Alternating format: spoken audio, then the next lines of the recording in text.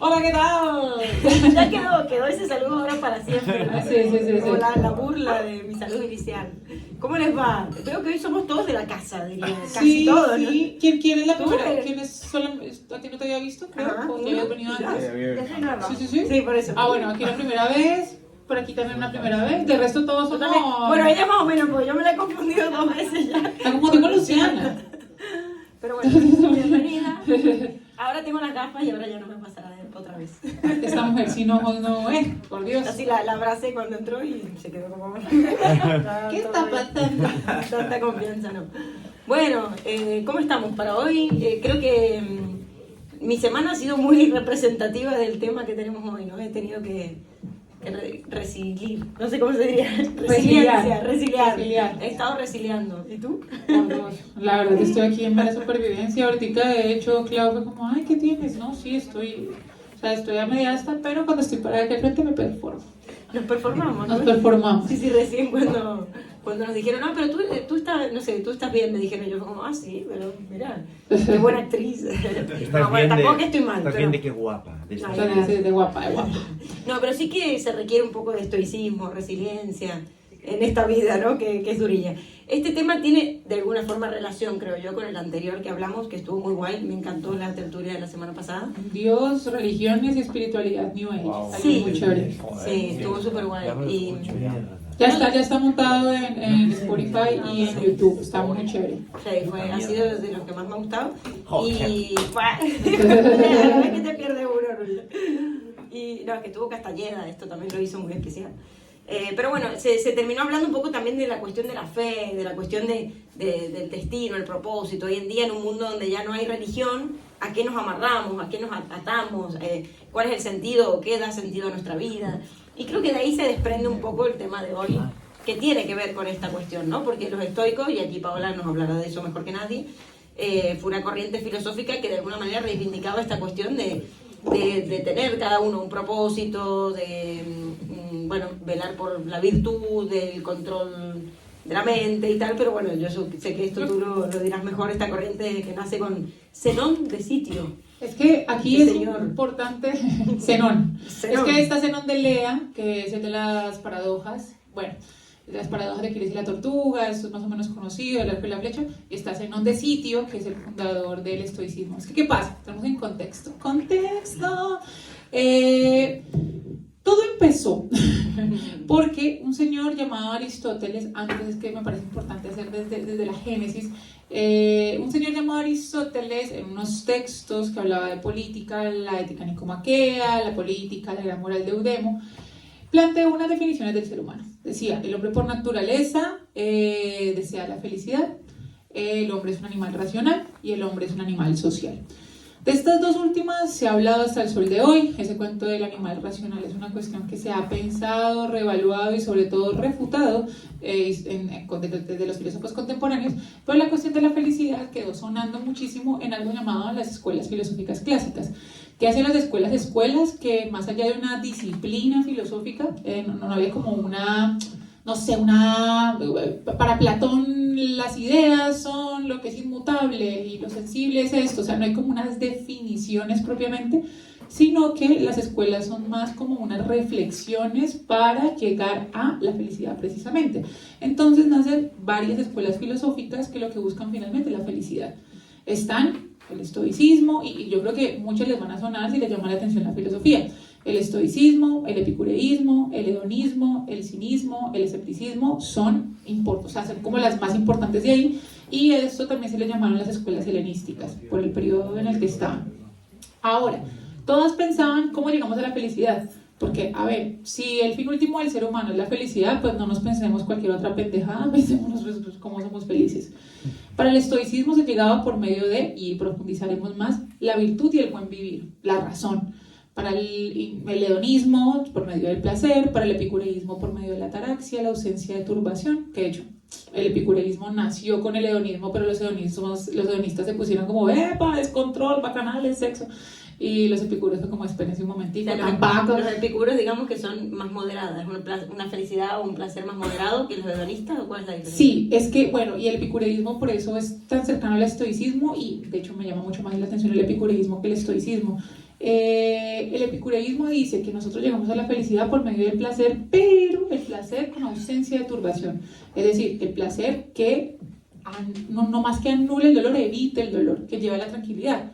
Por medio de eso se le llama ataraxia, la ausencia de turbación. Ahora, tanto el hedonismo como el epicureísmo piensan que el placer es el fin último, pero la gran diferencia es que Epicuro de Samos hizo unas diferencias entre varios tipos de placeres: los placeres naturales y necesarios, los placeres no naturales y no necesarios, los placeres no naturales y no necesarios, y los placeres necesarios y no naturales.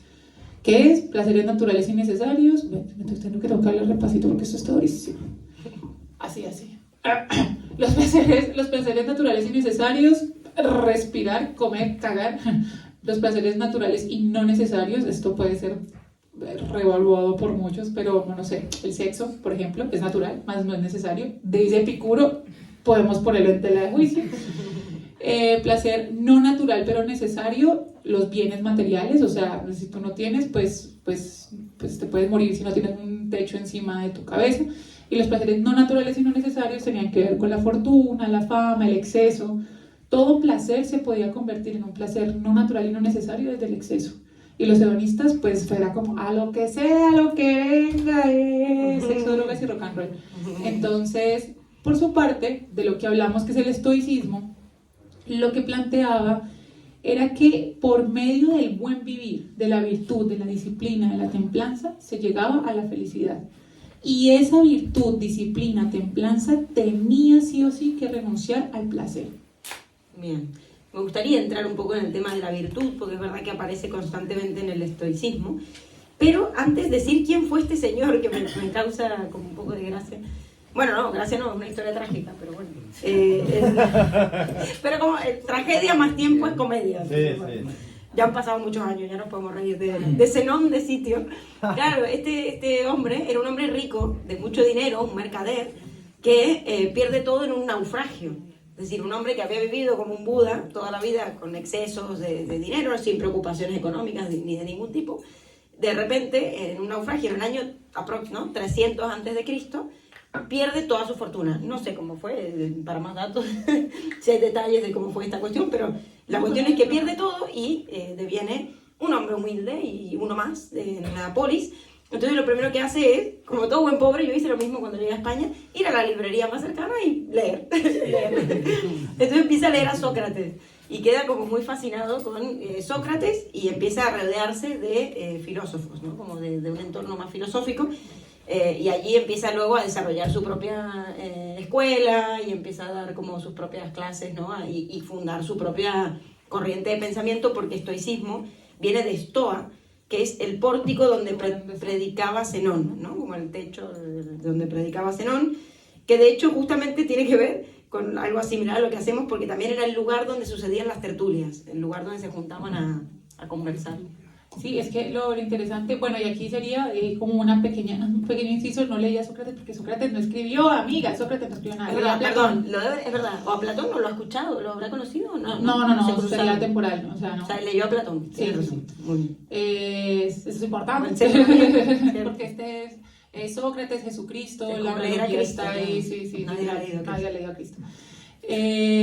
Ahora, lo que pasa con el estoicismo es que precisamente por ser disciplina más que corriente, o sea, por ser una escuela más que una corriente o algo semejante, por ser más como una manera de pensar, una reflexión más que unas teorías específicas sobre la realidad. O sea, no sé, Zenón no te estaba diciendo como la realidad está compuesta por forma y materia, como decía Aristóteles, por idea y cosas sensibles, como decía Platón. O sea, él no estaba buscando eso, sino lo que estaba buscando era reflexionar sobre cómo llevar una vida buena para ser felices. Fue algo que se perpetuó en el tiempo y alcanzó hasta el medioevo. O sea, hasta los personajes más famosos del estoicismo, el personaje más famoso del estoicismo no es Zenón, es Marco Aurelio. Ay, yo no. Siempre digo que es como las meditaciones mi abuelo simbólico, es como sí. Me encanta hacer bibliomancia, ¿no? Esto que abres el libro y haces como así y lo paras al azar y que Marco Aurelio me dé un consejo, ¿no? Porque es como un abuelo que de repente te guía y te dice: escucha tu guía interior, ¿no? O como, si estás mal es porque estás llevando mal tu vida, ¿no? Como que te hace ese tipo de señalamiento. Fue el primer coach de la historia. Bueno, y aquí es donde se juntan. Y ahí salen aquí me parece problemático porque yo creo, bueno, está Marco Aurelio, Séneca, Cicerón, pues como los grandes estoicos, más allá de Zenón, pero a mí lo que me parece problemático de los estoicismos de TikTok es que, pues una de las propuestas grandes del estoicismo era la renuncia a lo material, ¿no? Y creo que, digamos, los coaching lo utilizan como para la resiliencia, para conquistar cada vez más, y es como, no, de hecho, le hice hace un tiempo un video a un tipo que decía como mi método seductor estoico, y era un hombre que hablaba de ser seductor desde el estoicismo, y era como, espérate que esto es antagónico, o sea, método seductor estoico, la misma frase es una aporía, o sea, no, es una contradicción en sí misma. Entonces, como que ser tan utilitarista con una forma de reflexionar sobre la realidad me molesta. Y lo otro que me molesta también es que, por ejemplo, Marco Aurelio en las meditaciones le hablaba a sí mismo. O sea, si ustedes han leído las meditaciones o las quieren leer alguna vez, no se sientan regañados porque él lo que está hablándole, él está hablando a sí mismo. Él se está hablando a sí mismo joven. O sea, él está viejo y dice, ya estoy viejo, hice muchas cosas, le voy a hablar a mi yo de la juventud para decirle las cosas que aprendí hasta ahora y que me hubiese gustado saber de joven para no ser tan idiota. Y ese es un diario que se dedica a sí mismo, y por eso, por ejemplo, el primer capítulo le agradece a Raimundo y todo el mundo, le agradece al abuelo, al destino, a la fortuna, al infortunio. Sí. O sea, la cuestión de la resignación estoica que aparece en el estoicismo, y que la resignación estoica finalmente es aceptar lo que no se puede cambiar, ser consciente de lo que sí se puede cambiar y tener como la inteligencia y la sabiduría para reconocer esa diferencia. Es algo que está muy presente y que de alguna forma está dentro de las premisas básicas del estoicismo. A mí lo que me molesta es que el estoicismo se utilice como con fines de la productividad. Y eso es lo que es molesto, no solamente del estoicismo, sino de cualquier tipo de disciplina que se busque de alguna manera categorizar y volver como una suerte de lista de mercado de checklist para poder ser feliz. Y yo creo que ahí la superación personal, ¿no? Y todo este speech contemporáneo es como una especie de chimi, diríamos en Argentina, un chimichurri, una especie de mezcla de justamente las bases del estoicismo, las bases del concepto de resiliencia, que ahora lo desarrollaremos un poco más y tal, pero enfocado a un cierto tipo de superación personal que tiene que ver con el éxito, con el dinero, con la imagen del cuerpo, ¿no? O sea, con cosas como muy estereotipadas y en algún punto sostiene un discurso bastante, en mi opinión, un poco vacío, ¿no? O sea, como un poquito, bueno, sin los fundamentos, porque el estoicismo tiene de alguna manera fundamentos, ¿no? Yo creo que es muy interesante retomar y pensar esta cuestión del dominio de uno mismo, por ejemplo, del tener un propósito, o sea, cosas en las que insisten todo el tiempo Séneca, no sé si es estoico. Sí, sobre la brevedad de la vida de Séneca. Sobre la brevedad de la vida, estuve leyendo antes de venir, Marco Aurelio en Meditaciones, constantemente sostienen esta cuestión de tener un propósito, ¿no? Y yo vinculaba esto con la tertulia anterior y pensaba, claro, la religión nos daba una especie de propósito generalizado para todos, ¿no? Casi que a priori ya venía ese propósito dado, bueno, de ser bueno, actuar según los mandamientos, según como nos decían que teníamos que obrar y tal. Eso nos llevaría a una recompensa que era el cielo o que Dios Padre estuviera contento con nosotros y tal. Claro, al caer, al morir Dios, el Dios ha muerto y toda esta cuestión y caer los grandes metarrelatos, ¿cuál es el propósito? ¿Cómo encontramos el propósito en nuestras vidas? Porque realmente, y algo que me encanta del estoicismo y que en ese sentido me siento estoica, es que la vida, esto lo he dicho varias veces esta semana, la vida es dura. Y sí, es literal. La vida es dura y pero más dura la verga ahí. En ese momento. No la comen. Pero bueno, continuamos. Buen refrán. No lo tenía. Pasará la historia, ¿no? Paola con ese refrán. Te quiero, mamá. Frases célebres. Doctoranta en filosofía. Del siglo XXI. Y entonces, la vida es dura. La vida es dura. Y entonces, en los momentos de mucha dificultad, sobre todo donde hay un conflicto que nos lleva a pensar como las cuestiones trascendentales de nuestra vida, ¿no? Que nos expone a la muerte, al deseo de tener que decidir cosas muy que van a ser determinantes y tal. Digo, bueno, de qué nos agarramos hoy en día, ¿no? O cuál es el propósito de nuestras vidas cuando ya no hay un propósito propuesto de antemano. Y bueno, el estoicismo, sí, que sería Hay como una voz ultra... Sí, algo Ya, pero creo que se puede. Ya. Ahora ya me está dando miedo, ahora el fantasma. Ese es Ramón. Como- Que soy eso. Es Marco Aurelio que está aquí. El espíritu. Es el fantasma. El fantasma de Marco Aurelio. No, bueno, que esta cierta fortaleza, esta cuestión de buscar un propósito que nos pueda llevar a sobrellevar todos los males, ¿no? Esta cuestión que decían tanto los estoicos de si sabe, bueno, no, incluso después también las personas que fundan el concepto de resiliencia, que ya lo diré, pero ese de si sabes por qué vivir, puedes afrontar cualquier cómo, ¿no? Esta cuestión de si tienes un motivo por el cual vivir y tal. Y claro, ahí ya necesitamos también, yo creo, la cuestión de la comunidad. Hoy en día, en una sociedad tan individualista y falta de religión y de Dios y de tal, como que hay veces que no podemos encontrar un sentido a nuestras vidas porque nos falta esa cuestión comunal, ese sentido de la comunidad, de hacer algo por alguien. Vivimos en una sociedad muy hedonista, entonces en ese sentido me pregunto hasta qué punto queda o hay lugar para el servicio a la comunidad, para buscar un sentido a la vida que nos conecte a la vez con la comunidad, con lo comunal. A mí antes, bueno, yo aquí voy a ser un poquitico antagónica, reactiva, porque no me gustan las modas, porque me gustaba el estoicismo hasta que se puso de moda, pero últimamente he revaluado mucho el estoicismo porque me parece muy egocéntrico precisamente. Sí, o sea, el estoicismo está desde el yo puedo lograr desde mi yo, y me parece que no hay sentido de un otro. O sea, hay momentos en que le dedica espacio a la amistad y demás, pero digamos la vida compasiva o la vida al servicio no está. Y pero perdón, para bueno que no estemos en común, de acuerdo, pero en el momento en que también se proclama el hecho de el control emocional, el hazte cargo de tus emociones y el dominio de las pasiones, algo que también promueve mucho el estoicismo, esto también nos ayuda a comportarnos con el otro en el sentido de no cargarlo quizá con... Pero no es para el otro en tanto otro, es para ti en relación con el otro. O sea, yo siento que el estoicismo, y me parece que pasa con la mayoría de las propuestas clásicas, se basa en una idea de yo tan supremo que no hay un otro. Si yo puedo controlarme a mí, puedo de alguna manera respetarte a ti, pero tú desde tu otra edad. A mí no me importa tu otra edad, me importa mi relación contigo. O sea, yo lo que creo es que no hay realmente un sentido ético en las propuestas estoicas. Es una propuesta de alguna forma de vida para llevar una vida buena, y está bien, y puede llevar una vida buena y en relación con el otro, pero me parece que no está el otro en tanto otro. Me parece que solamente es una cuestión muy del ego.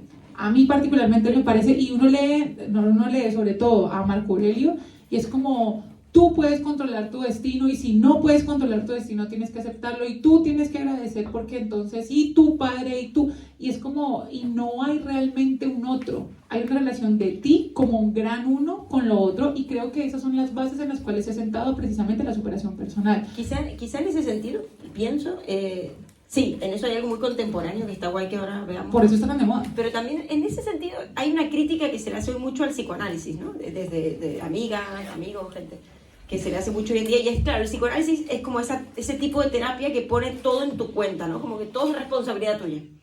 Todo, lo que te pasa, lo que no te pasa, lo que dejas de hacer, todo es responsabilidad tuya.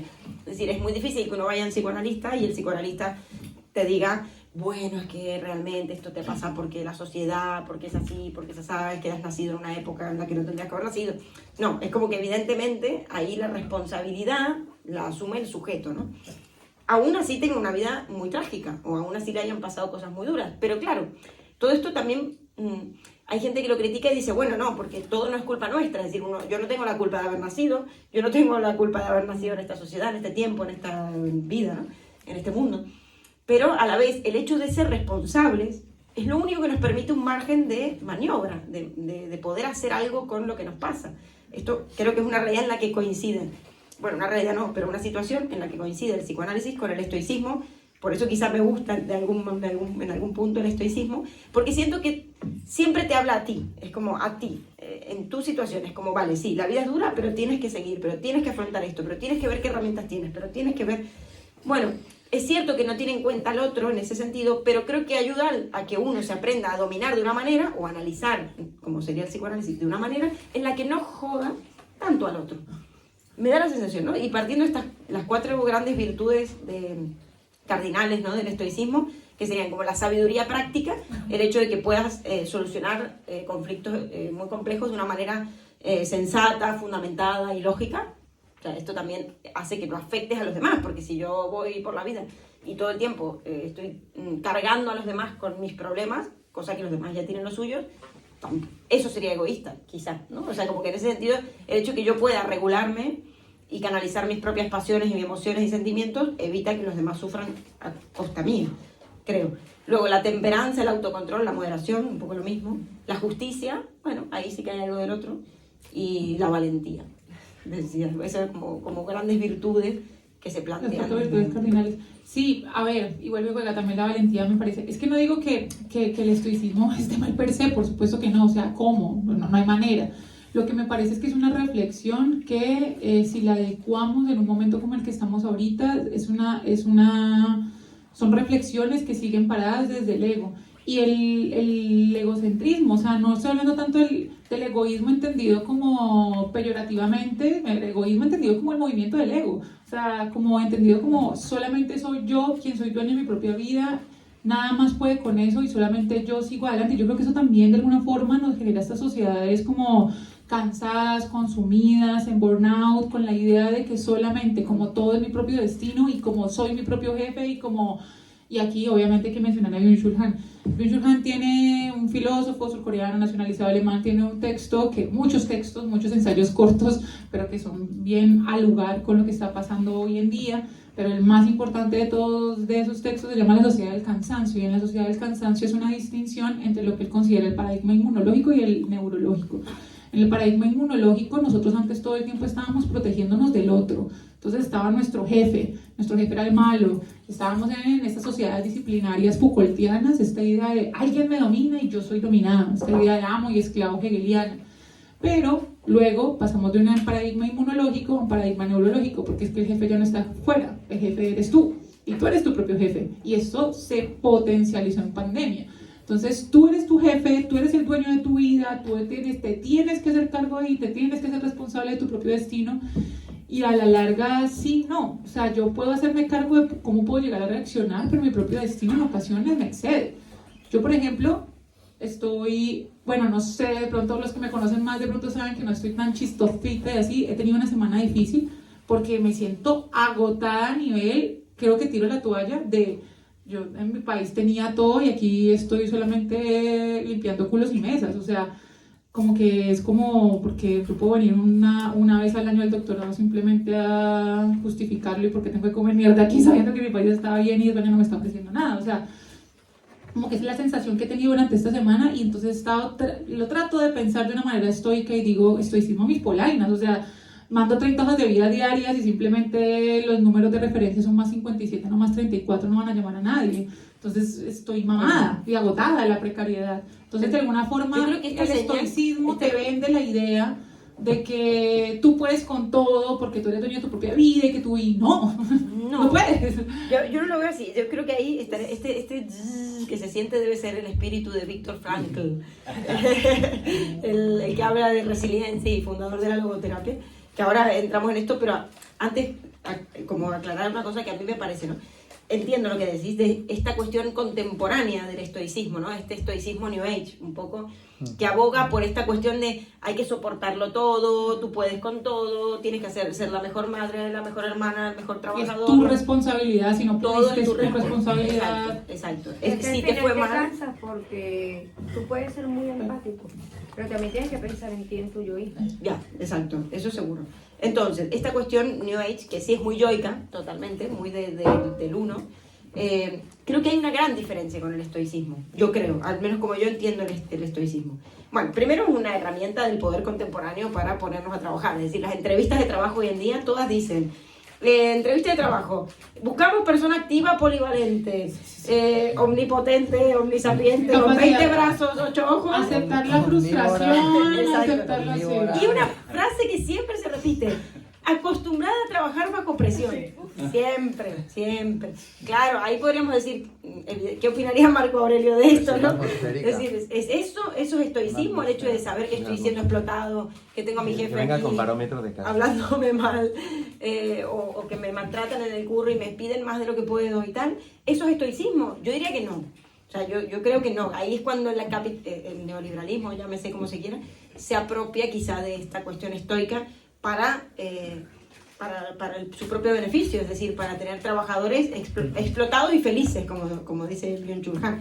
Creo que la diferencia sería que el estoicismo propone lo siguiente: la vida es dura, o sea, como que parte de esta base. No hay un mundo Disney idílico, no hay ninguna vida ni la del rico ni la del pobre. De hecho, siempre insisten mucho Marco Aurelio, Séneca, que el rico es el más infeliz, al final. Siempre insisten en eso, no lo sé. Y ellos fueron ricos, así que sabrán. Yo no lo sé. Pero que no hay vida feliz, o sea, que toda vida está marcada por sufrimiento, dolor, lo cual nos conduce mucho al budismo, ¿no? Las 4 grandes verdades: sufrimiento, la muerte, la enfermedad. Toda vida pasa por esos estadios. Entonces, demos por hecho el dolor, asumámoslo, sí, tiremos todo,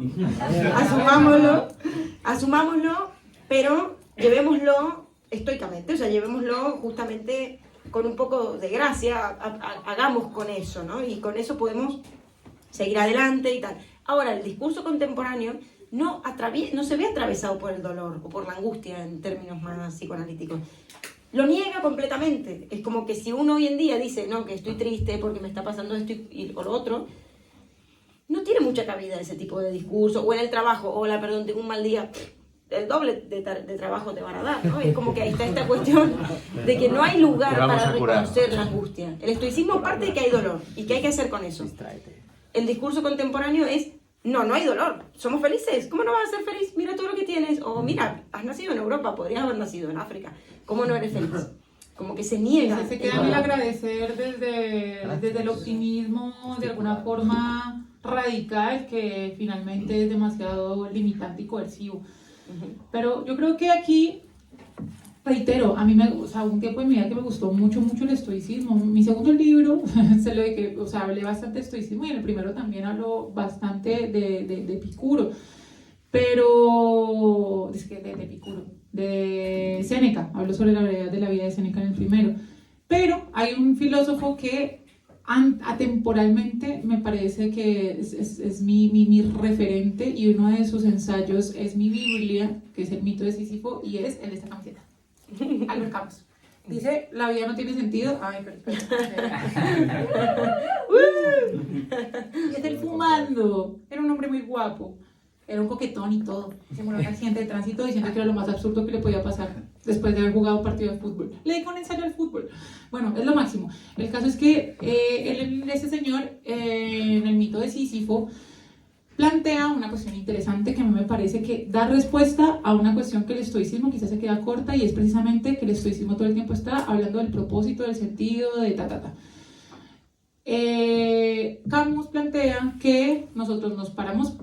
Empieza el texto diciendo: hay una pregunta que es más importante que cualquier otra que en filosofía se ha planteado. La verdadera pregunta que debería hacerse en la filosofía es: ¿por qué no nos suicidamos? Que si hay 10 categorías, que si tenemos polvo materia, que si... y empieza a hacer alusión a otros filósofos clásicos. Eso a nadie le importa. La pregunta es: ¿por qué vivimos? Y más bien no. Y empieza a desarrollarlo. Si uno se queda solamente con las primeras páginas, vaya y mátase. Hay que leerlo hasta el final. Recomendación: no es muy largo, tranquilos, pero váyanse hasta el final. Pero entonces el primero empieza a decir, más que la frase que dijiste ahora de quien tiene una razón para vivir puede encontrar cualquier cómo. Él precisamente cambia eso diciendo: muchas veces una razón para vivir se convierte perfectamente en una razón para morir. La patria, los hijos, un propósito, un destino. Y entonces empieza a decirse: bueno, ¿qué pasa? Que el ser humano está buscando constantemente un sentido. Pero ¿cuál es la cuestión con el sentido? Nosotros nos paramos ante la inmensidad del universo a preguntarle cuál es nuestro sentido y nuestro propósito, y el universo literalmente nos dejan visto. O sea, son 2 chulitos azules, porque no hay un propósito, porque tú ves las abejas, no se polinizan, la flor es el órgano reproductor de la planta, y el sentido del hombre. ¿Cuál es el sentido del ser humano? No hay un sentido en tanto propósito. Y entonces el absurdo, que es lo que plantea como esto precisamente, es el silencio irracional por parte del universo ante el absurdo. Ahora, porque no lo quiero dejar aquí, porque pareciera que fuera una postura pesimista, y para nada. Él propone, hay 3 formas en que podemos asumir este absurdo. La primera sería el suicidio físico, que es lo que casi todo el mundo cae, porque precisamente buscando y buscando motivos, pues cada vez que te das cuenta que el que encuentras no lo es, o que finalmente no lo encuentras, te desesperas y te matas, pero no le parece la salida, pues, como correcta, o sea, no es precisamente no asumir que la vida es un absurdo. La segunda es el suicidio filosófico, que es adscribirse a cualquier corriente, pensamiento, religión, y esto lo separó muchísimo de su parche de amigos, que eran Sartre, Simone de Beauvoir, porque eran marxistas acérrimos, y él dijo como que el marxismo es otra religión, no sean idiotas, y fue como, no, y lo separaron así del parche, y por eso él se consideró absurdista y no existencialista, a sí mismo. Porque el marxismo perfectamente se vuelve otra religión y es como pensar que ese es el propósito y el sentido y es no aceptar que la vida no tiene sentido. ¿Y cuál es la tercera salida? Que la tercera salida es la tercera forma, que es la que a mí me parece maravillosa y preciosa y por eso es que sí o sí tengo que nombrarle, cada vez que nombre el absurdo tengo que hacer esta retahíla porque si no la gente piensa que es pesimista y no, es la aceptación. O sea, ¿qué pasaría si simplemente aceptamos que la vida no tiene sentido? Estaríamos mucho más tranquilos dejándole buscar uno. A mí, por ejemplo, si vieres mi Biblia, de hecho lo estaba leyendo esta semana que estaba como tan mal emocionalmente, como que me gustaría poder ver la vida así, o sea, me gustaría poder dejar de buscar propósitos, porque uno buscando y buscando propósitos, cada vez que no los logra hallar, se vuelve una frustración espantosa. Y esto hace una analogía con Sísifo, con este personaje que le tocó subir la roca y luego se caía. Bueno, hace una analogía que tampoco quiero monopolizar aquí a Camus, pero sobre todo dice, la gran revolución es ver a Sísifo feliz. O sea, ¿qué pasaría si Sísifo, en vez de estarse quejando por subir la roca, en vez de quererse tirar por la montaña, rodando por la montaña, o querer pedir a los dioses que lo salven, porque nada de eso va a hacer que su condena desaparezca, ¿por qué no vamos a Sísifo mirando el paisaje? ¿Por qué no vamos a Sísifo montado en el metro mirando para los lados y sonriendo porque una señora está con su bebé mientras sonríe también? O sea, no es como qué lindo como la señora le sonríe al bebé, no, es como qué lindo todo el paisaje de esta inmundicia absurda. No tiene que haber un propósito y un sentido. Y creo que posturas como el estoicismo, que reitero, me gustó durante mucho tiempo, pero es que yo soy como lo que está de moda, ya me deja de gustar. El estoicismo precisamente busca desesperadamente, y creo que es una búsqueda antigua, medieval y moderna, de buscar un propósito, un camino. Si no era la razón, era Dios, y si no era Dios, era la virtud, desde el yo, para poder llegar a un destino. Y no hay destino, la vida no tiene sentido. Esto si yo se lo dijera a mis pacientes, más de uno ya... Escogerían la primera vía. La primera Es que vía. no es malo, o sea, si uno acepta que la vida no tiene sentido, está más tranquilo. O sea, me has hecho pensar eso porque Yo quisiera poder hacerlo. Yo siempre fui personalmente más de decir, bueno, ¿por qué estoy en esta vida? Para algo he venido, no sé qué. Y después, es verdad que eso es más una exigencia que... Y es horrible. Y una fuente de presión que de alivio, ¿no? Suicidémonos. Pero es verdad que he tenido pacientes, o yo misma, para ser honesta también, en situaciones de dificultad en la vida, que decir, bueno, pero ¿por qué seguir aquí, no? O sea, o me acuerdo, bueno, o pacientes sí con más propensas o con actos de autolesiones o con ciertas búsquedas, ¿no? Del acabar con la vida. Claro, allí como profesional, y supongo que a los médicos les pasará lo mismo, médicos, psicólogos, te tienes que posicionar, es extraño, pero de una manera en la cual estás a favor de la vida, es decir, nunca un médico te dirá, bueno, pero no quiere morir, déjalo, no lo esperemos, ¿no? Déjalo que si le da un infarto quizás porque ya no quiera vivir, no. No se preguntan mucho las causas, sino que van a ir a salvarlo, ¿no? O incluso una persona que se acaba de intentar suicidar, como fue este chico de One Direction, bueno, este sobrevivió, ¿no? Pero imagínense que se hubiese tirado y hubiese sobrevivido, hubiese ido a un hospital y en ese hospital hubiesen tratado de reanimarlo, aunque él hubiese querido morir. Esta es la gran paradoja. Yo misma me he preguntado a veces con casos muy delicados donde hay una constante búsqueda de la muerte, decir, ostras, pero parece que estamos yo, la trabajadora social, la educadora, la de esto, todo un sistema intentando que esta persona no se mate cuando quizás lo que quiera es esa su voluntad. Entonces, claro, ahí te encuentras con un dilema ético de decir hasta qué punto yo intento mantener a esta persona, yo y este sistema, este equipo, intentamos mantener a esta persona con vida desde una cuestión pura de ego profesional o de cuestión de que porque así son las cosas y no estamos respetando su voluntad, o hasta qué punto, bueno, tenemos que aceptar también esto, ¿no? Es muy complejo, o sea, realmente no sé si hay una respuesta clara o unívoca, pero sí que realmente yo trato, bueno, porque uno está allí como psicólogo y si alguien ha ido es para buscar ayuda, de posicionarme en una manera en la cual justamente acepto que no hay sentido de la vida, Sí, la vida no tiene sentido, pero justamente el hecho que no tenga sentido permite que cada uno pueda encontrarle su sentido más o menos, no más o menos, un sentido no tampoco una cosa así universal y tal, pero sí como que cada uno puede encontrar, y quizá puedan ser cosas simples, pienso, ¿no? Yo quizá también cometí el error de tener grandes causas. Bueno, quizás no hace falta, o sea, quizá mi abuelo, que lo amo y todavía está vivo, el único abuelo que me queda, su propósito es su jardín, es decir, es mantener vivo su jardín, sus jazmines, sus rosas, él tiene su patio, y llegas a su casa y lo primero que hace es llevarte al jardín y mostrarte su jardín y sus flores, orgulloso, y ese es su propósito. Y yo a veces digo, ¿cómo no tener esa sabiduría? O sea, ¿en qué momento perdí esta conexión con esto, ¿no? Esto, al final, él está, creo que, más conectado a lo terrenal, a lo humano, no sé, a algo más, un fin más sencillo y a la vez más realizable y a la vez que le gratifica, ¿no? Y es, bueno, mi abuela igual, me pasa que ya no está. Pero bueno, la cuestión es esta. Y aquí aparece Viktor Frankl, que es este fundador de la logoterapia, neurólogo, psiquiatra, filósofo austríaco, que fue judío y vivió en los campos de concentración, ¿no?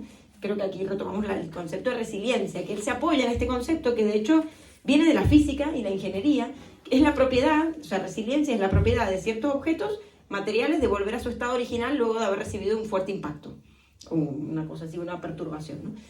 Entonces, él, claro, luego imagínate en un campo de concentración, con todas las torturas del mundo y todos los males que se pueden haber, ¿cómo seguir vivo allí? ¿Y por qué se sigue vivo? Esa también es la otra pregunta. Ahí quizá hay una voluntad de vivir, algo más fuerte que de lo que podemos saber, que quiere mantenernos con vida. Entonces, él recuerda que en esos momentos de tanta dificultad se imaginaba un futuro en el que podía dar clases, ir a universidades, hablar de su experiencia, poder transmitirles a otros que había sido posible salir de esa dificultad, ¿no? Y ahí escribe su libro En busca del sentido, justamente. O sea, él aboga, es uno de los padres de la psicología, claro, existencialista, ¿no? Como que aboga por el hecho de buscar un sentido, pero un sentido más bien propio, más bien de cada uno, que tiene que ver con la comunidad en este caso, ¿no? Él soñaba con salir de allí y poder transmitir su aprendizaje, que éramos capaces de sobrellevar, así como estos materiales, situaciones muy adversas y reincorporarlas a nuestra vida y resignificarlas para poder ayudar a otros. Esa es básicamente su enseñanza y su... Claro, cuando nos llegan a nosotras pacientes, bueno, usuarias, pacientes, como se les llame, con traumas muy heavy, más o menos, un poco se podría decir, yo no soy existencialista o no sigo esta corriente de Viktor Frankl, pero se hace un poco ese trabajo de resignificación de esa experiencia traumática para que esa persona pueda seguir viviendo con eso que le ha pasado, pese a que ha sido terrible. Es que es difícil porque entiendo como, digamos, ese dilema ético que se genera, porque creo que hay una tiranía de la felicidad y una tiranía también de la estabilidad, o sea, precisamente porque el capitalismo te demanda la hiperproductividad y la productividad solamente se da en el bienestar, que es la felicidad, la plenitud, la calma, pues entonces los momentos de tristeza de alguna manera son sumamente condenables. O sea, entiendo obviamente y por supuesto tú como terapeuta lo necesitas hacer y más en un centro de víctimas, o sea, sí o sí, pero me parece que hay una tiranía de la felicidad constante de esta sociedad. A mí, a ver, normalmente yo soy una muchacha como enérgica, pero pues tengo mi rayecito y mi diagnóstico que me hace a veces tiqui, el champú como que va para otra parte, y cuando va para otra parte, como normalmente siempre estoy bien, la gente se incomoda. Yo siento que la tristeza incomoda al otro, y es como realmente creo que el otro de base sí se preocupa por ti, pero se preocupa más por sí mismo porque le hace sentir incómoda.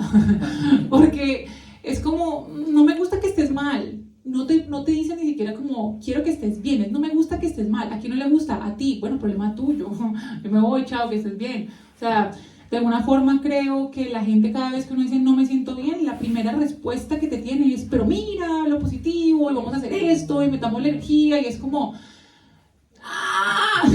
Déjame sufrir, quiero sufrir porque me siento una mierda y me voy a hacer bola en mi propia mierda, y entiendo, y no es una romantización de la tristeza, aunque también es interesante que Heidegger lo mencionaba constantemente, y es que la angustia nos pone de cara a nosotros mismos, o sea, la tiranía de la felicidad nos enajena de lo que somos. O sea, hay que estar aburridos, hay que estar tristes de cuando en tanto y verse a la cara por mucho que duela. O sea, y hay una tiranía espantosa de la felicidad. Y me parece que como que la salud mental quizás, yo sé que es problemático y más cuando hay procesos estandarizados en donde tú tienes que cumplir como un deber ser, y más si te llegan procesos en donde personas están al borde del suicidio, por supuesto. Pero creo que de alguna manera tiene que repensarse los procesos de acercamiento con el otro desde su propio flagelo y su propio dolor. O sea, no desde el yo necesito que estés bien porque el sistema lo necesita y lo tengo que poner aquí en este computador.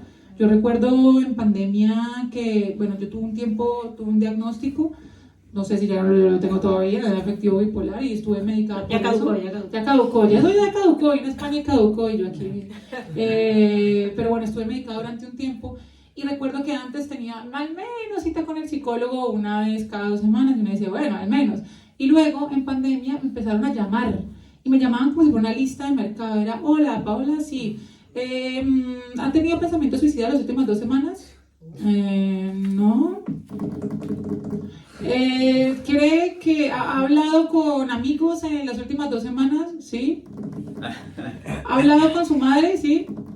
Y era como cosas de, no se va a matar más tarde. Bueno, vale, check, sigo con la siguiente llamada.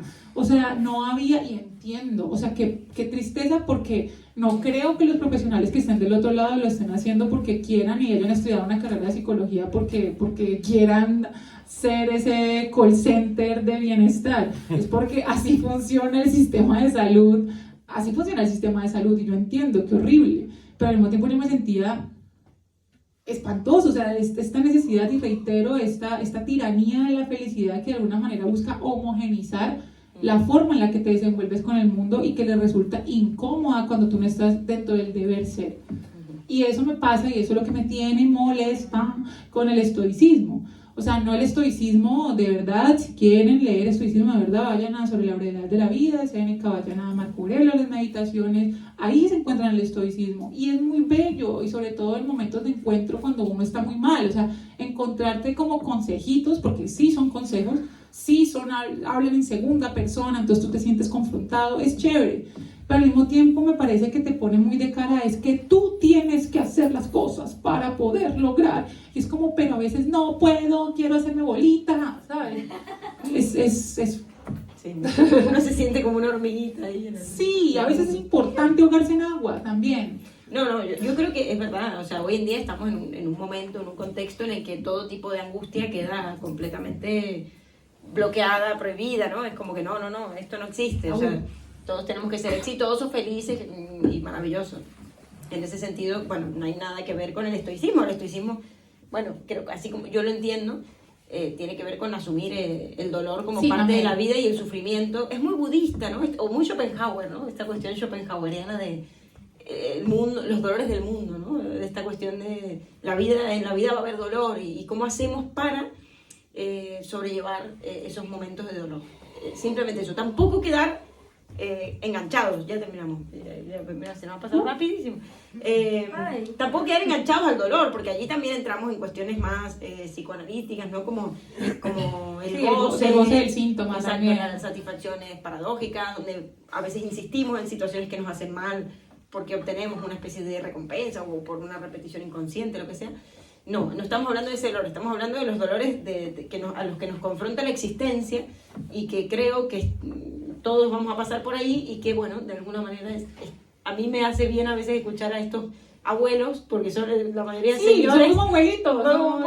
Te cuento aquí claro, pero que han pasado por esa experiencia, entonces como que te dice un poco el decir, bueno, mijo, sí, esto duele mucho, pero tú puedes, ¿no? Bueno, no sé, a veces es verdad que a uno le dan ganas de tirar la toalla y ya está. Y ahí es donde me venía el concepto, y para retomar la tertulia anterior, y aquí yo por mi parte cerrar, la parte de la fe.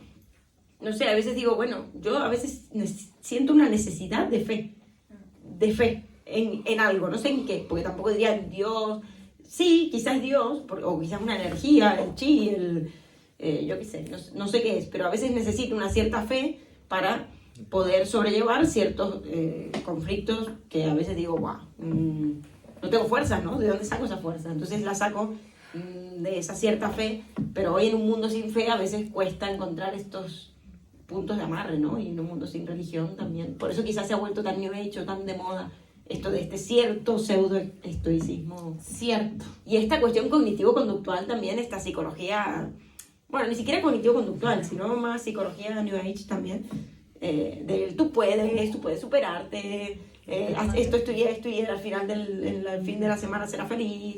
Nada de esto es cierto, o sea... Levántate temprano, los hábitos atómicos para hacer Hábitos ejercicio. atómicos. Eso es un libro súper rankeado hoy en día, precisamente. Y bueno, la cuestión es que, bueno, a mí no me gusta, pero pues cada quien con su cada cual. Hay un filósofo que me gusta mucho que se llama Soren Kierkegaard, que en un libro que se llama El concepto de la angustia, que pues evidentemente hablará de angustia, termina aludiendo a Dios, pero un Dios que a mí me encanta, porque es el Dios, el Dios subjetivo, o sea, no un Dios trascendente, inmanente, afuera, universal, sino el Dios al que cada sujeto se volca en el momento en que se relaciona con lo trascendente, el Dios que está en ti. Y habla que pues este Dios, Dios entendido como cualquier cosa al que volques tu deseo de la trascendencia, que eso también lo hablaba Schopenhauer, que eso lo hablan muchos filósofos que se meten con cuestiones de religión, es una cuestión que de alguna manera te salva, y no me acuerdo muy bien la cita, pero es como Dios sería como un polo a tierra en un mar lleno de brazadas, o sea, como que un mar que está picado, un mar que te quiere tumbar.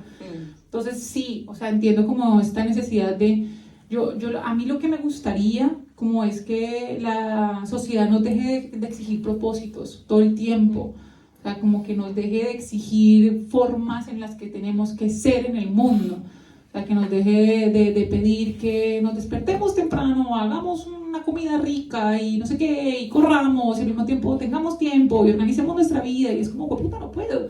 Eso me recuerda a pandemia, que era como que todo el mundo tenía que hacer yoga y leer, y no era como, pero yo estoy sobreviviendo, o sea, estoy sobreviviendo a una pandemia global, o sea, déjame sobrevivir al menos y no me sobreexijas precisamente porque crees que tengo tiempo, como si el tiempo no fuese algo.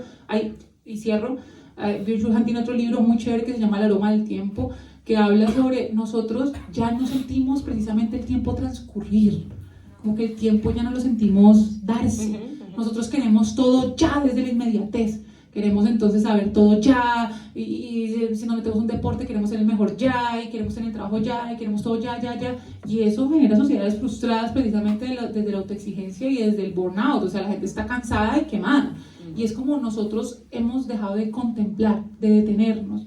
Yo creo que, no sé si haya una suerte de conclusión. A mí el estoicismo en este momento no me sabe desde ese lugar de pronto porque ya lo he escuchado tanto en TikToks de mierda que como que me da rabia, pero bueno, el estoicismo en sí mismo no está mal, pero lo que sí me molesta es la mercantilización y la homogenización de cómo tú tienes que ser en el mundo. Eso me molesta. Total. Bueno, de momento iremos cerrando. Yo pensaba en una frase de Freud que es medio estoica de si quieres vivir, prepárate para morir o algo así. Y es como, bueno, si uno cree, y esto lo dice Freud y Schopenhauer, quizás Freud retomando a Schopenhauer, si uno cree que la vida es felicidad y éxito y cosas buenas, vivirá condenado a la frustración. Ahora, si uno acepta de entrada que la vida es sufrimiento y dolor, bueno, pues mira, y que vamos a morir, el resto es ganancia. Sí, exacto, es como los pequeños momentos buenos, y bueno, sí, los viviremos con mucho más gozo, ¿no? Porque sabemos que son efímeros, sabemos que ya se acaban. Sabemos que no son para siempre y los viviremos con gratitud porque sabemos que, bueno, que ya nos atravesará de nuevo el dolor no hay que buscarlo, ya viene solo. Es la única garantía. Y con eso cerramos, así que gracias y al debate.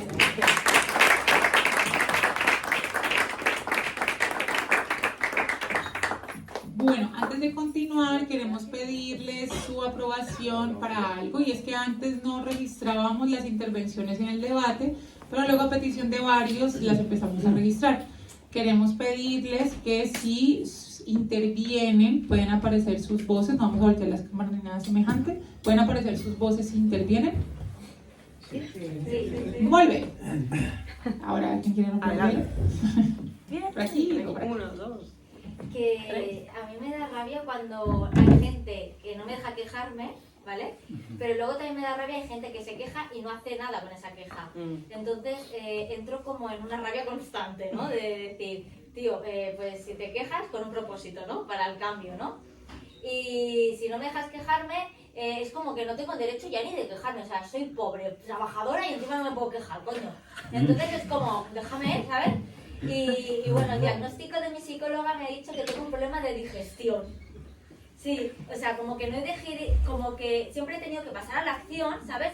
Vale, reponte, venga, sigue, no sé qué. Y no he digerido, ¿no? No sé, no me he parado a digerir porque esta sociedad no me ha dejado, y yo tampoco me he dejado, digerir todo lo que me ha sucedido y seguir para adelante, pero digeriendo, ¿no? Y luego cuando has dicho lo de la fe, yo me entrego al amor. O sea, para mí me es muy fácil ver las mancanzas, ¿no? O sea, las deficiencias. Pero para mí ese contrapunto es el arte y el amor, más que una fe. Que me es más tangible el amor. Ajá. Qué bonito. Súper Sí. bueno.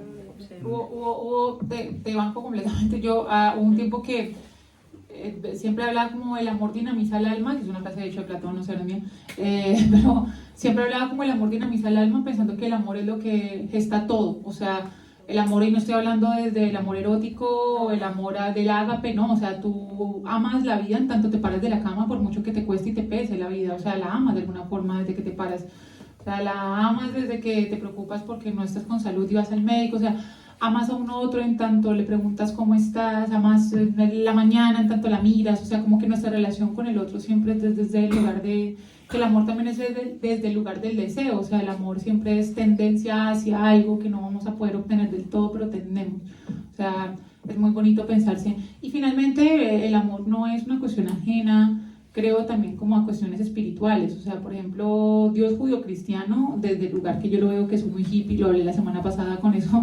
yo veo a Dios desde la posición de Dios amor, de Dios Jesús vino y nos amó, y no es como que, te mato, no, sino como te amo. Y también muchas religiones ponen en el amor un lugar muy importante como dinamizador de, entonces yo no creería que el amor sea tan antagónico a lo espiritual, creo que es algo que está ahí.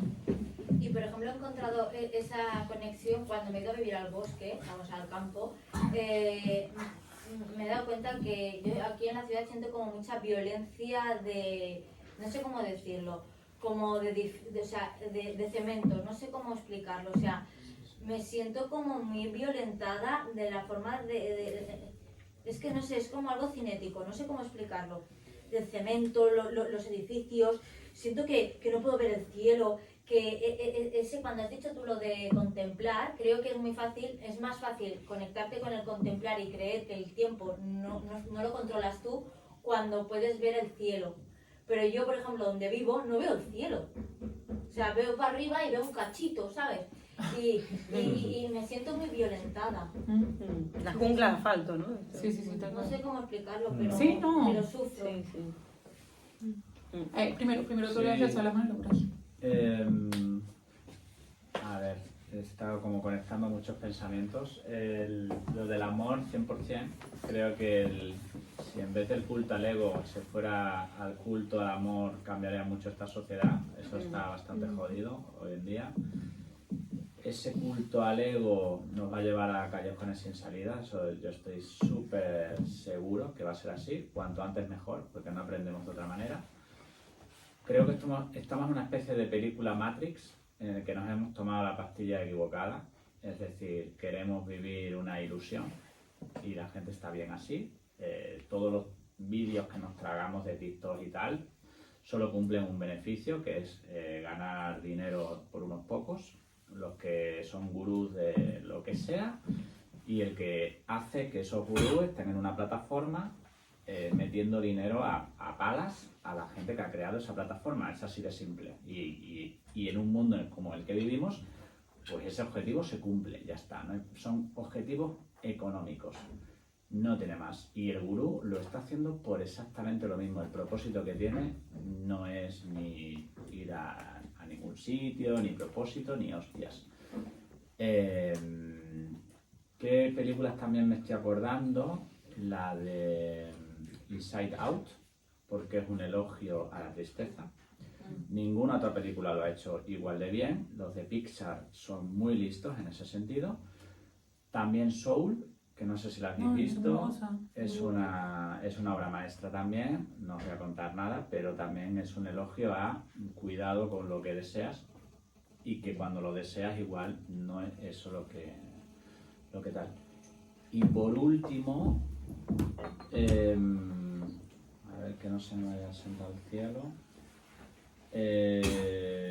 Nada, que al final está todo muy viciado, ¿no? O sea, tú no vas a una entrevista de trabajo a contarle las penas al entrevistador porque se le cambia la cara y te dice vete a buscar trabajo a otro lado porque no tal, ¿no? A tu manager tampoco, nada. Entonces es una putada porque estamos en una especie como de jaulas, o sea, vacías. O sea, estamos un poco en una ratonera. Estamos en una ratonera, entonces no sé cómo saldremos, la verdad. Complicado. O sea, entiendo que el ego es como una palanca, pero a mí me faltan películas hablando del ego, me falta una Disney hablando del ego, me faltan las escuelas hablándole a los niños de lo que es el ego. Porque el ego es como un cuchillo, o sea, te puede ayudar a cortar la carne, pero te lo puedes clavar a ti mismo, ¿no? Entonces la gente no es consciente de lo que es el ego a lo mal, ¿no? Y en eso estoy de acuerdo contigo. O sea, el cooperativismo, la cooperación entre iguales o entre no iguales se nos da especialmente mal. No la entrenamos, no tenemos el mindset. Se nos da especialmente bien trabajar para nosotros, con nosotros. Todo lo demás somos unos inútiles. Y es una putada, se está viendo la cooperación entre países cada vez peor, la ONU, un puto desastre. No evolucionamos como especie, no evolucionamos. Y es yo para mí creo que es lo que veo hoy en día. Es que yo creo que, a ver, el ego entendido como la construcción, es importante que haya una construcción de un yo, ¿no? Como una suerte de limitación del yo. Pero sí me parece que la idea de hombre, la idea de ser humano se ha sustentado, se ha puesto sobre la idea del yo, sobre la idea de yo soy un sujeto que, entonces soy un animal racional, soy un animal social, me relaciono con los otros, tengo una propiedad privada. Y a ver, entiendo, pero eso hace precisamente que la gente se adelante en la fila, que es que sigamos con esta idea de si no me afecta a mí directamente y esto va a afectar a un futuro lejano yo, pues que lo sea y qué importa. Entonces yo creo que es muy difícil pensarnos en la idea del otro desde la renuncia, del otro como fin en sí mismo, porque no nos han educado para que el otro sea un fin en sí mismo, porque la educación está pensada desde la calificación, porque la educación está pensada desde la competencia, porque la gente sigue pensando que la competencia es sana y no sé, yo he trabajado en institutos educativos durante toda mi vida, excepto en España. ¡Ánimo! ¡Ánimo! Y es terrible porque de alguna forma a mí, por ejemplo, me llegaban los niños ya grandes, los de los últimos años del instituto, que aquí le llaman pues instituto, en Colombia es colegio todo, y era noveno, décimo y undécimo, y yo trataba de alguna manera de no educarlos desde la base de la nota, pero ya venían con, me va a poner una nota y entonces no sé qué, y siempre estaban como con la búsqueda de la retribución de un quid pro quo, de esto entonces lo otro. Entonces finalmente durante un tiempo es la nota y luego va a ser dinero, y si no es dinero es otro tipo de retribución. Entonces, o sea, va desde la base de cómo cuando el niño se porta bien entonces le damos un dulce, y se porta mal entonces lo miramos mal. O sea, como sé que es muy difícil, pero digamos, hay que pensarse otro tipo de sistema que no sea de recompensas, como cuál juego de fichas, cuál caramelos. Para adultos es el dinero y para los niños es el dulce. Cómo nos pensamos otra forma que no oprime solamente tu yo. El problema es que ocurre que es como si sacas a alguien de la selva y lo metes en Nueva York, que al final te comen, porque tú vas con unas herramientas y la sociedad tiene otras. Entonces, con las mejores intenciones puedes decir, vale, sí, es bueno ir de espaldas al ego, pero es que te comen. Pero yo no estoy de acuerdo, que yo no estoy de acuerdo en esto, porque por ejemplo yo he estado trabajando en educación alternativa y he visto como las acompañantes, que se les llaman, que ya no son maestras, no son,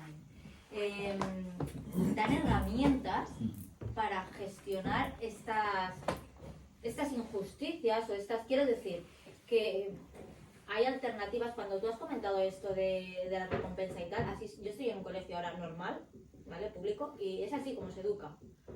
Yo tengo 3 carreras en educación y no contemplo otra manera fuera de lo alternativo que he visto, pero que no es lo común. Entonces me refiero a que en la selva, bueno, nosotros dábamos herramientas a los niños y a las niñas desde pequeños para primero trabajar su autoestima, gestionar estas incoherencias del sistema. O sea que, a verlas las hay, pero hay poquitas y se puede. Y luego cuando tú dices esto de, por ejemplo, que lo pintas todo muy negro, y sí, es cierto, pero si miramos hacia donde hay amor, mira, cuando estabas hablando, me ha venido lo de Valencia. Vale, que son matices. Yo estaba en los Boy Scouts y son matices, son rendijas, tío. Pero es que nos tendremos que salvar de alguna manera. Sí, sí, sí. Es que si no, tío, perdón, ¿eh? Sí. Tú todavía estás hablando. Lo que pasa es que nosotros ahorita teníamos otra generación con valores. No sé si es que hablan así. Ya los niños no tienen valores. Yo se lo he inculcado a mis hijos, a que tienes que tener empatía, lo que estaba diciendo ella. Si tú quieres contarle algo, tus cosas, la gente tiene que ser empática contigo y escucharte.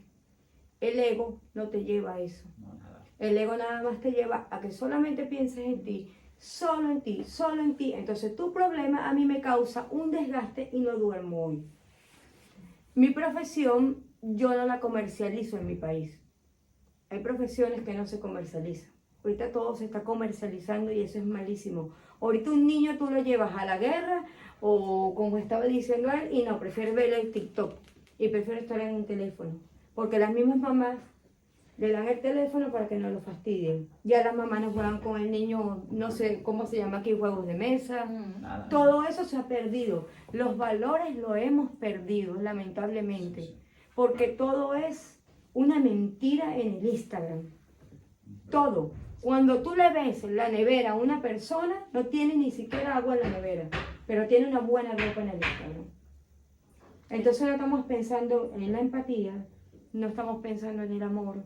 Todo se está yendo y hay que recuperar eso, para mí. Hay que recuperarlo, pero si tienes que trabajar, como yo tengo muchos casos en el colegio, donde son madres inmigrantes que nada más se pueden ocupar ellas de sus hijos, no está la figura paterna y tienen que trabajar como camareras de piso 24/7, al final le pones ¿quién es su referente? En YouTube, ¿eh? Yo doy, en el colegio de mi chamo, yo doy charlas por mi profesión. Delitos penales infantiles, todo eso, y voy diciendo, ¿por qué? Porque esto nos lleva a que vayas a delitos penales infantiles. Hay niños que utilizan el Instagram para stalkear a otros y pueden cometer delitos. Que no hay nadie vigilando al otro lado. No, los papás no están, sí, pero sí puedes tener un momento para vigilar a tu hijo, porque si tienes 10 minutos para hablar con otra persona, también tienes 10 minutos para hablar con tus hijos. Pequeño rayo de esperanza. Australia acaba de ser el primer país que prohíbe el uso de redes sociales a menores de 16 años. Es que no se puede. Incluso gente que Es que las tiene abiertas. las mismas bromas te lo dicen. Los niños no pueden tener Bueno, ahora van a red ver social, porque cómo la lo dueña de hacen, la pero al línea menos son es los un país representantes. que Y el se- delito penal cae en los representantes. Claro. Tienes que tener a tu hijo vigilado en todo eso. Claro. A mí me dicen que lo tengo en una burbuja, no es en una burbuja. Simplemente hay que tenerlos vigilados. Bueno, claro, son niños. Sí. Ah, Víctor, no sé si habló o que habías pedido la palabra hace Sí, rato. pero bueno, que vaya, da igual. No, Víctor después de ella, eso seguro.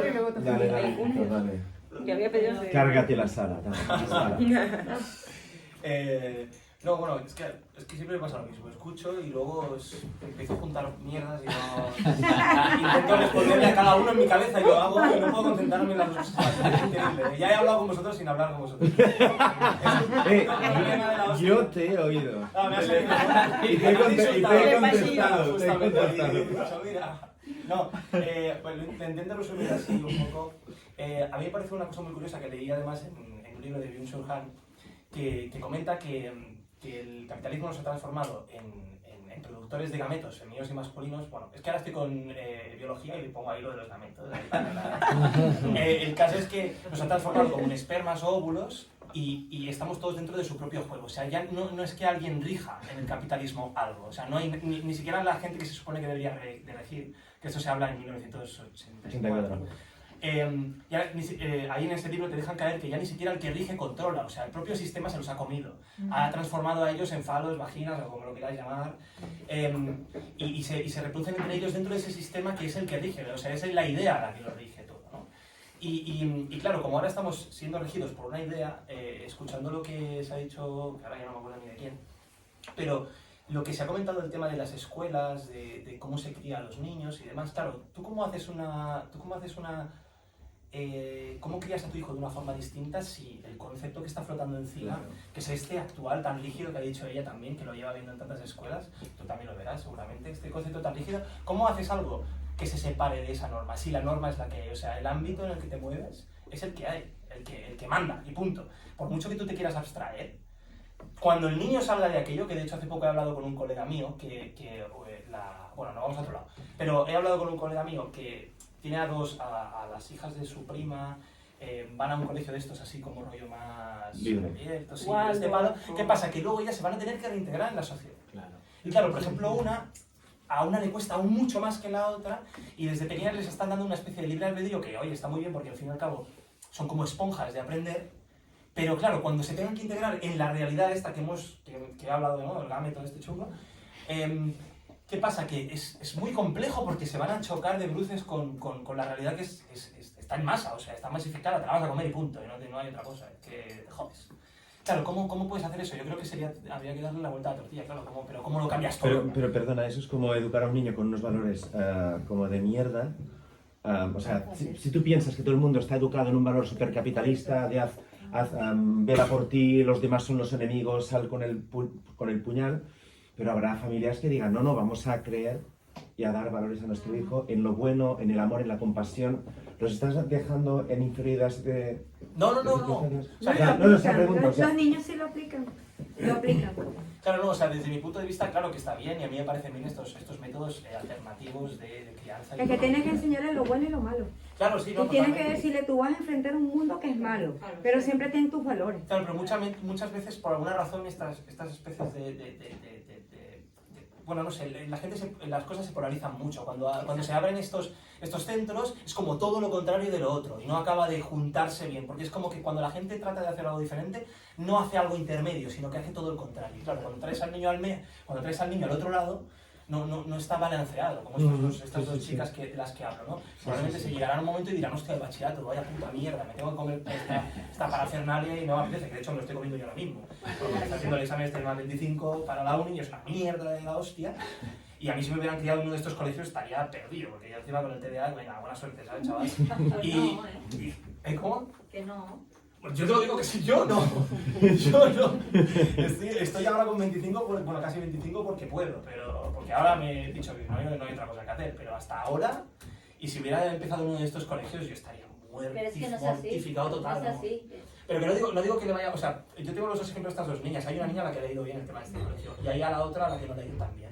Yo creo que es algo que con el tiempo irá evolucionando y podrá funcionar, seguro que sí. Pero creo que se tiene que masificar. O sea, para ganar al medio masificado tiene que haber otro medio masificado. No puede haber un tentaculillo ahí que se vaya moviendo. Creo que tiene que ser algo igual de grande, ¿no? Y la otra cosa que quería comentar, que también tenía que ver con Byung-Chul Han, es que se me ha olvidado. Entre tanta cosa que en la mente. ya vendrá. La otra mierda. Mira, sabes que está ahí. Ya viene. Bueno, si da igual, hablo de otra tontería rápido. Habéis hablado de Camus y la primera vez que me acerqué a Camus, antes de a Camus, como coño se llama, no sé, da igual. El pavo de Franchute. Así despectivo, ¿no? El caso es que la primera vez que me acerqué a él, ni siquiera lo conocía de nada. O sea, yo en mi propia cabeza de pequeño tenía mucho miedo a morirme cuando me dormía. Mucho miedo, iba a venir alguien a asesinarme. De hecho, era el asesino de la serie Conan de anime. ¿Sabes ese pavo que es una sombra negra? Ese hijo de puta 3 años me tuvo un vilo por la noche. Ese hijo de puta. Y en algún momento dado, por alguna razón, desarrollé como la mierda esta de decir, oye, pero si realmente no soy tal, ¿por qué iba a venir este pavo aquí? Y me acuerdo de tantas noches en vela, de darle tantas vueltas, de llegar al absurdismo y decir, pero si realmente no valgo todo esto, yo, ¿para qué coño va a venir este pibe aquí? Y luego apareció también en mi vida que dije, hostia, realmente cuidado con este pavo, ¿eh? Que de hecho ahí es donde difiero yo también con el tema del estoicismo. Yo creo que el absurdismo presenta algo mucho más puro, que sí que hay una conexión con ella, ¿no? En plan, dentro de lo absurdo de todo buscas tu sino, ¿no? Dentro del absurdo que es, que al final bueno, es un arcado ahí, bueno, me estoy yendo a otro lado ya, ¿verdad? Pero está bien. ¡Ya está! ¡Corto! Así brusco. Muy bien. Por acá, vivimos acá. Bueno, varias cosas. Yo estaba pensando en lo que tú decías como de esa tiranía del propósito, porque es algo que a mí también me viene molestando mucho, especialmente en este último año que he pasado aquí en Barcelona, porque es como esa presión de ahora, no, encontré mi propósito, no, y entonces ahora trabajo mi propósito y bueno, qué lindo, ¿no? Qué lindo que encuentres eso, pero los demás estamos como en una carrera de, bueno, ¿y dónde está el mío? ¿Dónde está mi propósito? Como un poco este superpoder o tu don de encanto, o sea, como que si no lo tienes, estás como muy mal.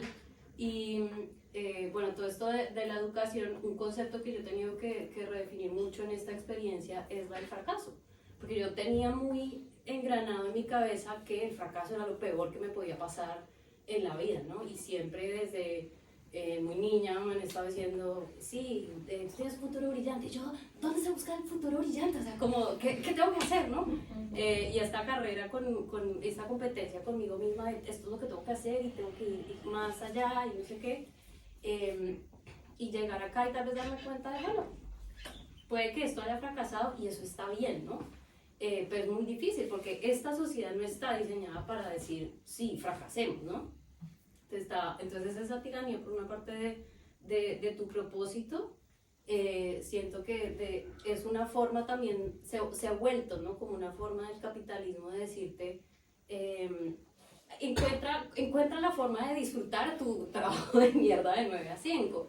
Es como, bueno, a veces un trabajo no va a ser tu propósito y simplemente es un trabajo porque este es el sistema en el que vivimos y ya.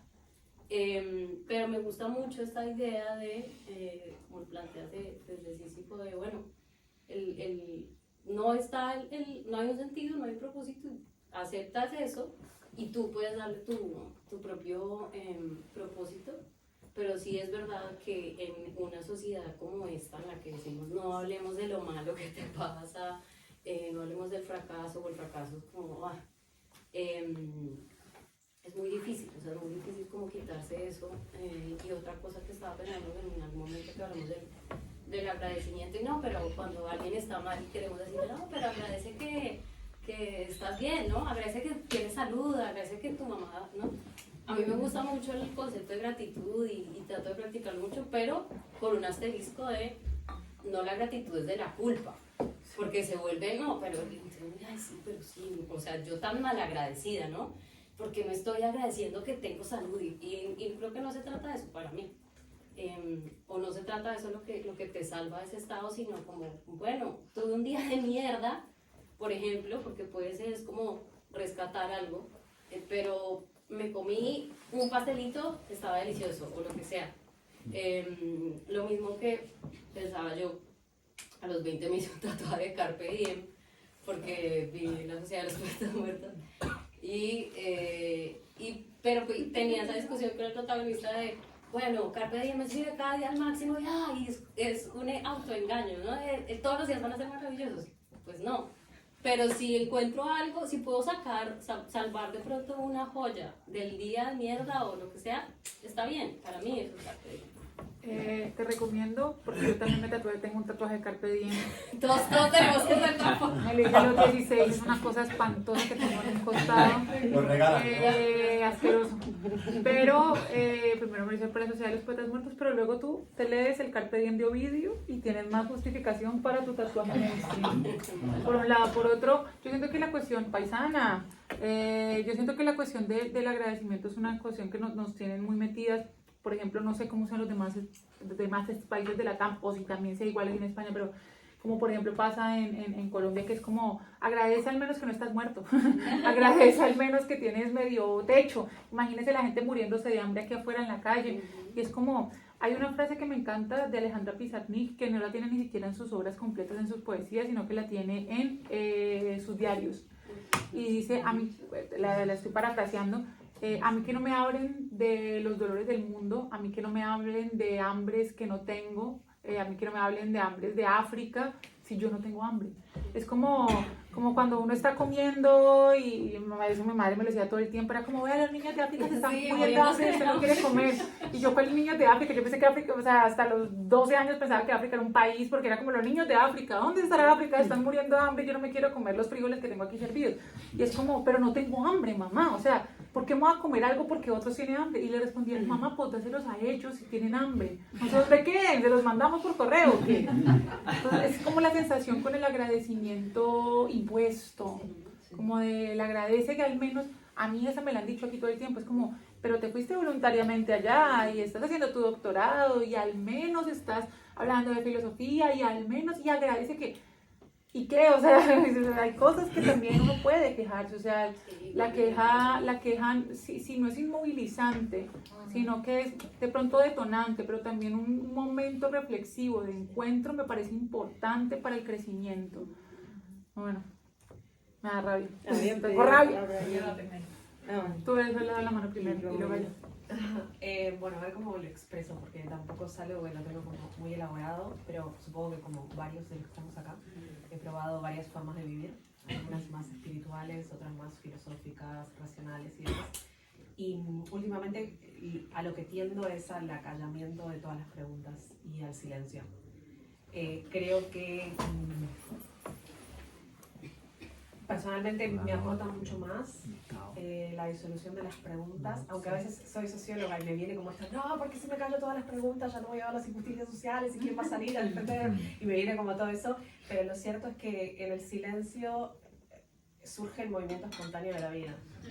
Y el movimiento espontáneo de la vida en un momento me puede surgir ser súper militante por una causa, en otros momentos me puede surgir ser egoísta, en otros momentos, y lo que he observado en este aceptar el movimiento espontáneo de la vida es que en un mismo día soy un montón de cosas, muchísimas, y siento un montón de cosas, y el movimiento espontáneo es el que me hace mover esta mano ahora.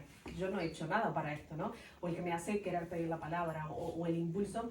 Y me acuerdo una vez que también todos hemos tenido nuestra etapa oscura del alma, que también estuve con un diagnóstico por ahí en pandemia, y claro, yo diría, ostras, pero es que si me entrego no voy a salir nunca más de la cama. Y me acuerdo que en su momento me dijeron, entregate, estoy segura que el movimiento espontáneo de la vida y es verdad, no te entregas completamente a una cama y no te despertas nunca más y no te levantas nunca más. Hay una pulsión de vida que surge, ¿no? Y yo esa pulsión la encuentro en el silencio, en el acallamiento de las preguntas, porque incluso hablamos mucho del ego, ¿no? ¿Dónde está el ego? ¿Dónde nace y dónde termina el ego? ¿Lo podemos señalar? ¿Qué color tiene? ¿Qué temperatura tiene? ¿Dónde está? ¿No? Porque también es un concepto que hemos construido. ¿Pero cómo se hace? ¿El acallamiento? Con mucho alcohol. Si no son de Piscis, son de Géminis, lo tenemos más.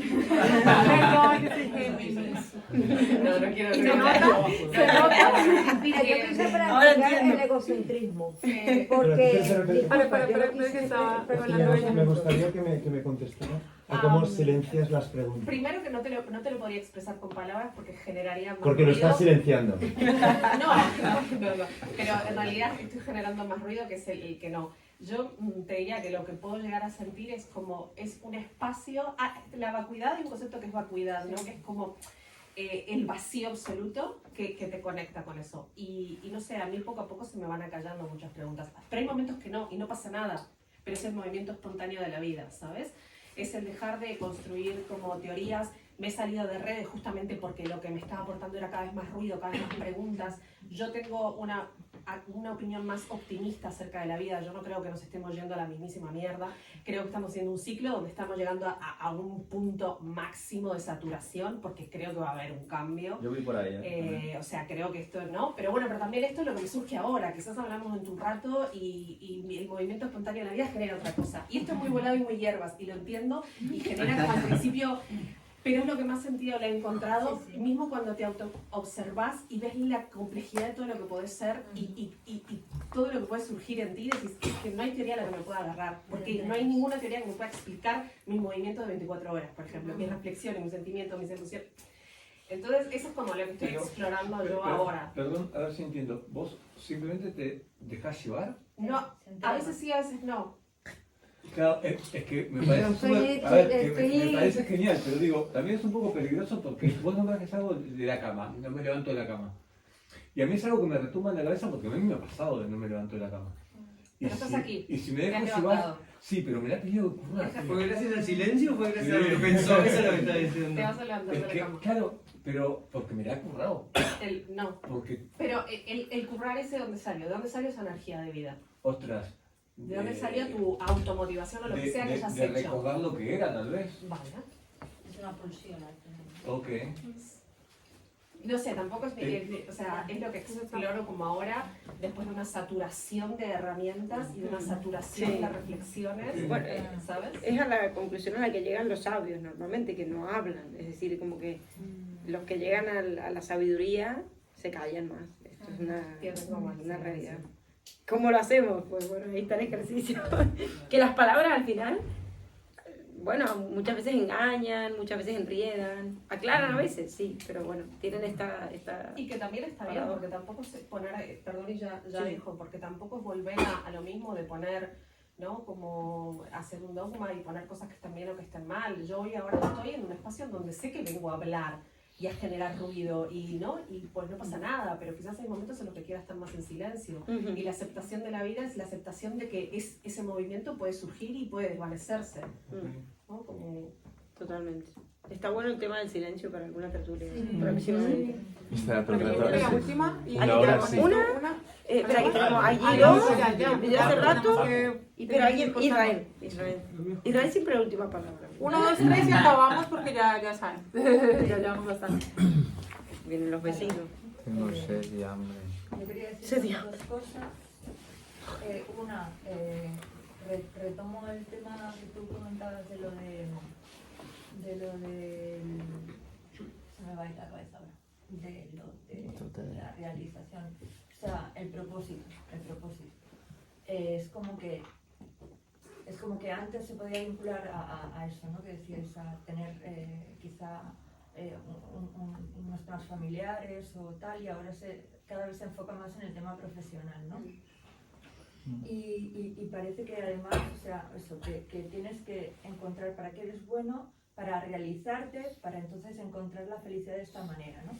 Incluso ahora se añade el hecho de que ya nos tenemos que desvincular de las personas con las que tenemos un lazo afectivo, incluso porque no podemos ser dependientes de los demás, con lo cual eso todavía nos enfoca más a que la realización personal, venga, pues trabaja por algo en lo que tú seas único y con lo que te puedas sustentar tú y tu propia felicidad, y etcétera. Claro, eso añade más presión todavía, porque es como que ya te desquita incluso de los apoyos amorosos que podrías estar hablando antes, ¿no?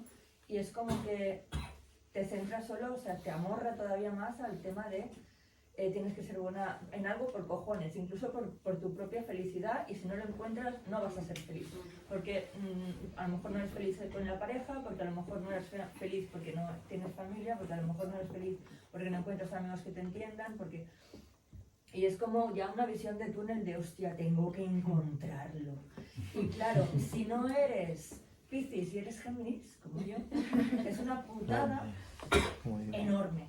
Porque encima le das vueltas y vueltas y vueltas. Y si no encuentras la respuesta, le das más vueltas y más vueltas. No te levantas por la mañana porque dices, no encuentro respuesta. No me voy a levantar hoy, que le den por culo al mundo. Y entonces, igualmente, te salta el piloto automático que te dice, vale, pues si no encuentras la respuesta, pensando, tienes que hacer cosas. Porque de alguna manera la tienes que encontrar. ¿Y qué hago? No tengo ni puta idea, pero haz cosas. ¿Y qué hago? Lo que sea, haz cosas. Y es como, bueno, pues voy a hacer cosas, pues venga, pues voy para aquí, voy para allá, qué cosas más o menos me interesan tal, pero es una puta locura, o sea, yo un momento de estrés que dices, pues ya no sé cómo tengo que hacer, o sea, tengo que pensar, no, tengo que hacer acciones, voy a hacer cosas que no sé ni por qué, o sea, ni si realmente tiene un sentido, pero solo por sentir que no estás quieta solo dándole vueltas a algo y que estás tomando una acción. Y con la esperanza de que esas acciones te den respuestas que no te están dando tu propia cabeza. Y es como muy cansado, desesperante y creo que se nota, ¿no? La vibra. Pero me representa, a mí también. Total. A los Géminis y a los no Géminis. Exacto. Y por otra parte, entonces como te queda la cosa esta de la fe, ¿no? Pues me encomiendo a lo que sea, a que decida qué va a ser de mi vida y si va a haber realmente una respuesta algún día o si voy a quedar en el limbo del nunca saber mientras me voy haciendo viejo y me voy del planeta y punto pelota. Y sin saber si habrá una respuesta, que me dé la respuesta de por qué estuve en el limbo toda mi puta vida y nunca encontré una respuesta cuando me muera. O sea, fantástico. Viene después de muerte. Esa es la esperanza ya última. Si no sabes qué hacer, servir siempre ayuda. Servir a los demás, hacer algo por ayudar mientras encuentras. Y la segunda cosa que estaba pensando, que una cosa así que encuentro buena de la gente que es religiosa y que van a la iglesia, es que refuerzan como el pensamiento que les ayuda a ellos a tener esa esperanza. Que en este caso, en un momento dado, en una alternativa a esa manera, ¿no? de como tener un apoyo en lo que tú crees que te dé como moral, pues podría ser como, pues yo qué sé, una especie de lugar donde tú fueras, se hablara de este tipo de cosas, ¿no? Del rollo de, pues yo qué sé, distintas perspectivas anticapitalistas para que tengas alguna muletilla para ir tirando para adelante, claro, no Dios. Pues por ejemplo, pero con un final gospel, ¿sabes? O sea, bueno, yo cantando y todo. Apagado el altavoz. Y ya está, y ese es hasta ahí. Vale, gracias. Bien, yo no voy a decir todo lo que quiero decir. Una de las cosas cuando Víctor. experimenté cosas, no, ella. Vero. Cuando Vero decía ¿Qué ha hecho así, güey? lo de no pensar, o no sé si es no pensar, es silencio. ¿Cómo lo describirías? ¿Es pensar o no pensar? Depende de lo que surja, pero bueno, es como si Yo- entregarse al movimiento de la vida, es como el acallamiento de preguntas. ¿Sí? No sé. He experimentado algo así gracias a como estados meditativos, diría, y lo más parecido que te puedo explicar para llegar a ese pensamiento es no juzgar. Básicamente, si dejas de juzgar y empiezas a decir, está pasando esto, o sea, desde describir el entorno que te rodea hasta la situación en que está, es medio disociar en algún punto, pero estando, o sea, estás presente y estás vos y te permitís reaccionar medio sin ser tan consciente, que bueno, lo supero eso. A mí me funcionaba imaginar como que sostenía la respiración de la mente. O sea, seguís respirando, seguís, pero estás como en conteniendo una apnea. algo. Como una apnea, sí, mental. total. Es verdad, sí, es cierto. Y hay gente que recomienda pensar en la nuca. Sí. O sea, como concentrar la atención en la nuca. En general es una cuestión de atención, creo. Es distraer a la mente. Podés también hacer autopercepción. Como sentir el cuerpo. Sentir el latido del corazón, sentir el bombear del corazón. Eso en general también te hace que la mente se te calme. Los sentidos, el viento. Y después... El hombre en busca de sentido, sí, Viktor Frankl. A mí me ayudó un montón ese libro, en general, a lidiar con cosas. ¿Cuál es el sentido? El hombre en busca de sentido, el psicólogo austríaco judío que estuvo como 7-8 años en un campo de concentración, las vivió todas.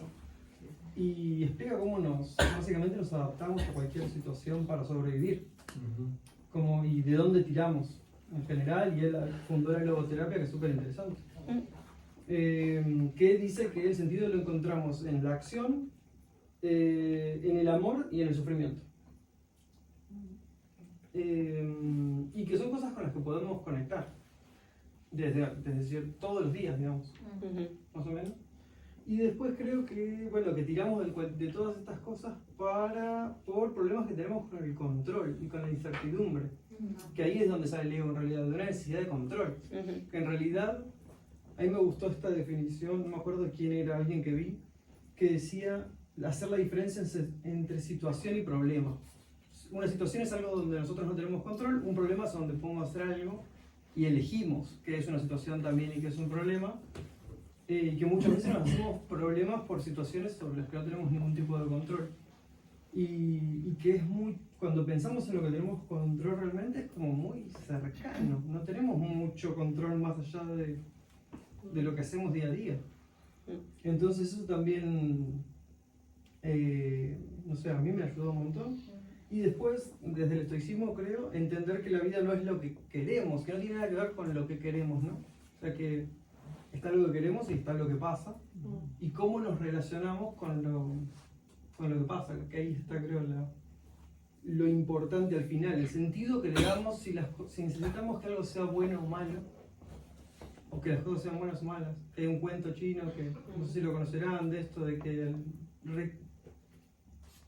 un granjero chino que aparece un caballo en su granja una mañana y él dice, qué bueno, el hijo dice, qué bueno, dice, veremos, después el hijo tratando de domar el caballo se cae del caballo y se quiebra las piernas, dice, qué malo, y él dice, veremos, y al otro día viene el ejército a reclutar al chico y no se lo llevan porque estaba quebrado, y así infinitamente, como de, no se sabe, no hay una manera de, tratamos de darle sentido al caos, y al final en la interpretación nos perdemos, creo.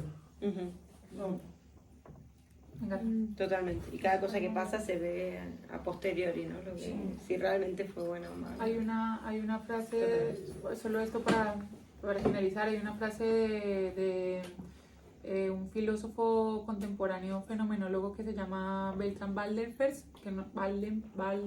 bueno, alemán, yo no sé el apellido, pero dice, fue alumno, bueno, uno de los alumnos de Husserl, los acontecimientos siempre llegan demasiado pronto y nuestra respuesta siempre llega demasiado tarde.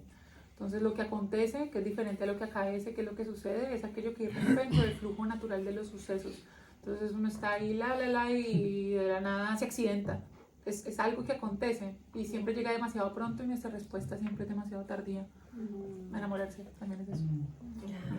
Lo que iba a decir es muy rápido, que me pareció muy gracioso la conversación y cada rato leyendo el cuadro de que no nos podemos perdonar, no ha sido para nada. Eso me parece que va, vamos. El propósito, ¿no? Sí, la estoy ahí fumando, pensando, ya, acabó mi intervención. Vamos a la